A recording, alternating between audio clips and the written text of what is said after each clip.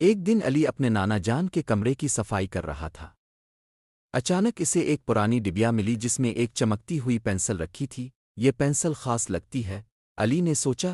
اسی رات علی نے خواب میں دیکھا کہ وہی پینسل بول رہی ہے، میں ایک جادوئی پینسل ہوں۔ وہ پینسل بولی، جو کچھ تم میرے سے لکھو گے وہ سچ ہو جائے گا، لیکن یاد رکھو صرف نیکی کے کاموں کے لیے استعمال کرنا۔ علی اگلی صبح بہت پرجوش تھا۔ اس نے پینسل سے ایک چیز لکھ کر دیکھی، میرے دوست کو ایک نئی کتاب ملے، اور واقعی اگلے دن اس کے دوست حسان کو اسکول لائبریری سے بالکل ویسی ہی نئی کتاب ملی جس کی اسے تلاش تھی۔ علی نے جادوئی پینسل سے ہر روز کوئی نیکی کا کام لکھا، امی کو آسانی ہو جائے کھانا پکانے میں، بارش آئے تاکہ درختوں کو پانی ملے، سب بچوں کو اسکول جانے کا شوق ہو۔ پھر ایک دن علی کے دل میں آیا کہ کیوں نہ اپنے لیے ایک ویڈیو گیم مانگ لے، لیکن جو ہی اس نے لکھنا چاہا پینسل چمکنا بند ہو گئی۔